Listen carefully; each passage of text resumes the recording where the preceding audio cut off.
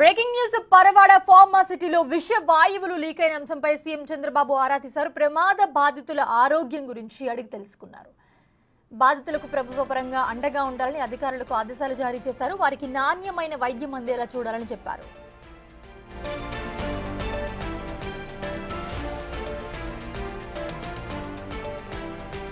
ఈ ఘటనపై అధికారులు మంత్రులు పర్యవేక్షించాలని సీఎం ఆదేశించడంతో హోంమంత్రి అనిత రంగంలోకి దిగారు. జిల్లా అధికారులతో ఆమె ఫోన్లో మాట్లాడారు. యాజమాన్య నిర్లక్ష్యం అలాగే వీటన్నింటికి కూడా తోడై ప్రమాదానికి కారణాలుగా తెలుస్తోంది. సో ఈ ప్రమాదాలకి కారణాలపై దర్యాప్తు చేయాలని కూడా చెప్పారు.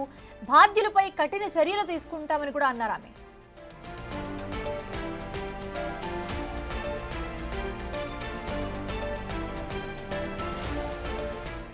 సో మొత్తంగా చూస్తే నిన్న రాత్రి పరవాడ ఫార్మాసిటీ ఠాగూర్ ల్యాబొరేటరీలో హైడ్రోక్లోరిక్ యాసిడ్ లీక్ అయింది. ఈ ఘటనలో ఒకరు చనిపోయారు, పలువురు తీవ్ర అస్వస్థతకు గురయ్యారు.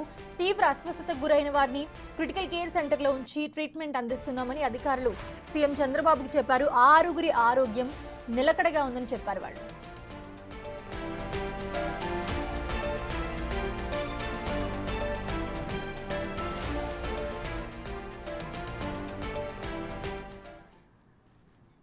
ఇదే అంశానికి సంబంధించి మరిన్ని అప్డేట్స్ అందించడానికి మా ప్రతినిధి రాజు లైవ్లో జాయిన్ అవుతున్నారు. రాజు, ప్రస్తుతం చూస్తున్నాము ఈ పరవాడ దాంట్లో ఇష్యూలో ఒకరు చనిపోయారు వాయువులు లీక్ అయిన ఘటనలో. సో 6గురి పరిస్థితి కూడా నిలకడగా ఉంది అని చెప్తున్నారు. మరోపక్క సీఎం చంద్రబాబు కూడా సమీక్షించారు. సో ఎలా ఉంది, ఓవరాల్గా ఎలా ఉంది, అప్డేట్స్ ఏంటి, కుటుంబ సభ్యులు ఏం చెప్తున్నారు? మరోపక్క పరవాడ ఫార్మాసిటీకి సంబంధించి తరచూ ఈ ప్రమాదాలు జరుగుతూనే ఉన్నాయి. మన గతంలో చూసినటువంటి ఎసెన్షియా ఆ కంపెనీలో 17 మంది చనిపోయినటువంటి పరిస్థితి అయితే ఉంది. అదేవిధంగా సినర్జిన్లో 4 చనిపోయినటువంటిది కూడా చూసాం. ఇప్పుడు ఠాగూర్ ల్యాబొరేటరీస్కి అంటే వరుసగా ఈ ప్రమాదాలు జరుగుతూనే ఉన్నాయి. అయితే ఎసెన్షియా ప్రమాదం కానీ దాని తర్వాత జరిగినటువంటి ఆ కంపెనీలో జరిగిన ప్రమాదాలు మాత్రం ఇప్పుడు బయటకు వస్తున్నటువంటి పరిస్థితి అయితే ఉంది. కానీ ప్రతి వారం రోజులకి 1-2 ఇండస్ట్రీల్లో ప్రమాదాలు జరగడం, చనిపోతున్నటువంటి పరిస్థితి తరచూ జరుగుతూనే ఉంది. ఇప్పుడు తాజాగా ఈ పరవాడ ఫార్మాకి సంబంధించి ఆ ఠాగూర్ ల్యాబొరేటరీలో ఉన్నటువంటి యూనిట్ 3లో ఈ ప్రమాదం అయితే జరిగినటువంటి పరిస్థితి ఉంది. హైడ్రోక్లోరిక్ యాసిడ్ ఒక్కసారిగా లీక్ కావడంతో మొత్తం 9 మంది దీనిలో పూర్తిగా అస్వస్థతకు గురైనటువంటి పరిస్థితి ఉంది. అయితే అందులో అంటే సంఘటన స్థలంలోనే ఒకరు మృతి చెందినటువంటి పరిస్థితి ఉంది. మిగిలినటువంటి వాళ్ళని అటు ఆసుపత్రులకు తరలించి చికిత్స అందిస్తున్నటువంటిది మనమైతే చూస్తూ ఉన్నాం. అయితే ఈ విషయం నిన్న రాత్రి జరిగింది. నిన్న రాత్రి నుంచి ఈ రోజు మధ్యాహ్నం వరకు కూడా ఒక్క విషయం కూడా బయటకు రానివ్వకుండా అటు ఫ్యాక్టరీకి సంబంధించినటువంటి యాజమాన్యం కానీ అదేవిధంగా అటు ఈ ఫార్మాకి సంబంధించినటువంటి అధికార యంత్రాంగం, పొల్యూషన్ అధికార యంత్రాంగం, ఫ్యాక్టరీస్ అధికార యంత్రాంగం, పోలీసులు వీళ్ళందరికీ తెలిసినా కూడా దీన్ని దాచిపెట్టే ప్రయత్నం అయితే చేశారు తప్ప విషయాన్ని బయటకు రానివ్వకుండా, బయటకు పొక్కకుండా మొత్తం పూర్తి స్థాయిలో సమాజ్ చేసేసే ప్రయత్నం అయితే ఖచ్చితంగా జరిగిందని చెప్పొచ్చు.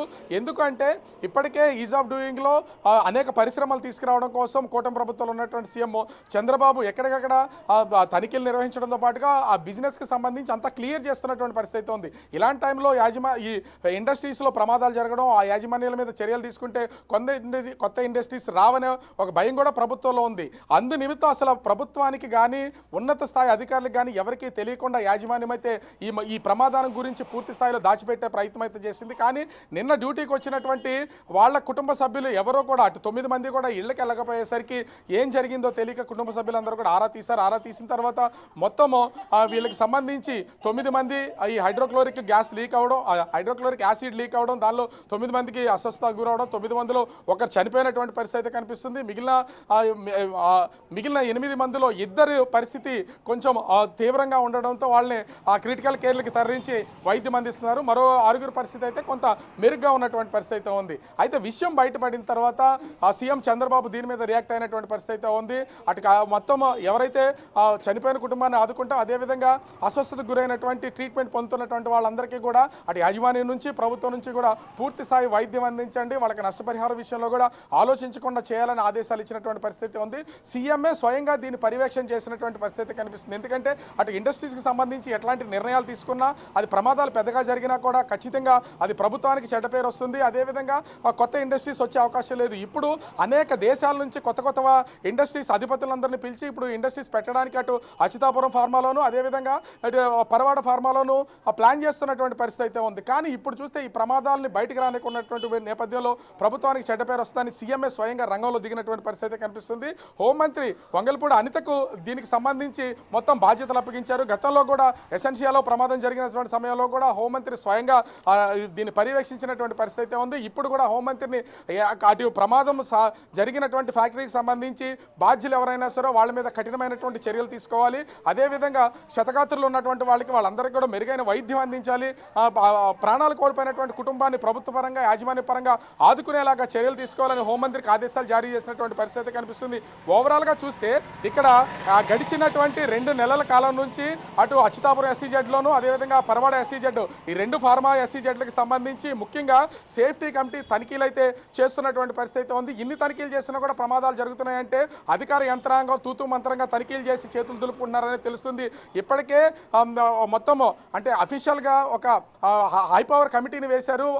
ఎసెన్షియా విషయంలో కానీ అదేవిధంగా ప్రమాదాలు జరిగినటువంటి ఫ్యాక్టరీల విషయంలో హై పవర్ కమిటీ వేసి తనిఖీలు నిర్వహిస్తున్నటువంటి పరిస్థితి అయితే ఉంది. దానికి తోడు సేఫ్టీ కమిటీని కూడా వేశారు. సేఫ్టీ కమిటీ ఇప్పటికే తనిఖీలు నిర్వహించిన వాళ్ళు ఆ సేఫ్టీ కమిటీ అడిగినటువంటి ప్రికాషన్స్ అన్నింటినీ కూడా ఏ ఫ్యాక్టరీ వాళ్ళు చూపిస్తున్నటువంటి పరిస్థితి లేదు. దీనిలో భాగంగానే రాత్రి ఈ టాగూర్ ల్యాబొరేటరీస్లో జరిగినటువంటి ఈ ప్రమాదంలో మొత్తం 9 మందికి అస్వస్థతకు గురవడం, సంఘటనా స్థలంలో ఒకరు చనిపోవడం, ఇద్దరు పరిస్థితి తీవ్రంగా ఉన్న అంటే ఆరోగ్య పరిస్థితి తీవ్రంగా ఉన్నటువంటి పరిస్థితి ఉంది. వాళ్ళు క్రిటికల్ కేర్లో ఉన్నారు. మరొక 6 పరిస్థితి కొంత మెరుగ్గా ఉన్నటువంటి పరిస్థితుల్లో వాళ్ళని సాయి పవన్ ఆసుపత్రిలో అయితే జాయిన్ చేసినటువంటి పరిస్థితి అయితే ఉంది. అంటే ముఖ్యమంత్రి స్వయంగా ఈ ప్రమాదానికి సంబంధించి ఆరా తీశారంటే ప్రమాద స్థాయి ఎంత అనేది అర్థం చేసుకోవచ్చు. షిఫ్ట్లు అంటే ఇది నైట్ జరిగింది కాబట్టి చాలా తక్కువ మంది కార్మికులు ఉండే అవకాశం ఉంది. ప్రమాద తీవ్రత కూడా తక్కువగా ఉంది. అదే మార్నింగ్ షిఫ్ట్లో కానీ అదే జనరల్ షిఫ్ట్ టైంలో కనుక జరుగుంటే ఖచ్చితంగా ఇది ఒక పెను ప్రమాదంగా ఉండేది. ఒక ఎసెన్షియాలో జరిగినప్పుడు 17 మంది చనిపోయారు. అట్లాంటి ఒక పెను ప్రమాదంగా సంభవించి ఉండేది. ఎందుకంటే హైడ్రోక్లోరిక్ యాసిడ్ లీక్ అయిన వెంటనే అది కనుక పీల్చుంటే మొత్తం అందరూ కూడా చాలా పెద్ద ప్రమాదం జరిగేది. సో ముఖ్యమంత్రి స్వయంగా దీన్ని పర్యవేక్షిస్తున్నటువంటి పరిస్థితి కనిపిస్తుంది. హోంమంత్రి కూడా ఎక్కడికక్కడ బాధ్యుల మీద చర్యలు తీసుకుంటామని చెప్పారు. ఓవరాల్గా చూస్తే ప్రమాదాల కట్టడిలో మాత్రం అధికార యంత్రాంగం పూర్తి స్థాయిలో ఫెయిల్ అవుతున్నటువంటి పరిస్థితి కనిపిస్తూ ఉంది. Right, thanks for the updates Raju.